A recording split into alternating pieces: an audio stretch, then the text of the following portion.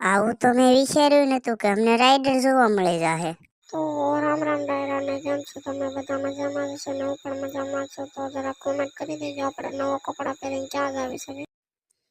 અને પાછા અમે તો કાઢી લીધી અમારી સિટી હોન્ડા એટલે અમારું બુલેટ। कौन है ये लोग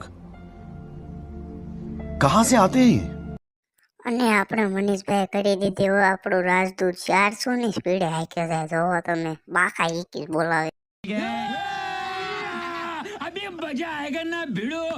અને કાં તો મનીષભાઈ એટલી ગાડી હાંકી નહીં ત્યાં તો ઘડીક વારમાં સલાડા પકડી દીધા।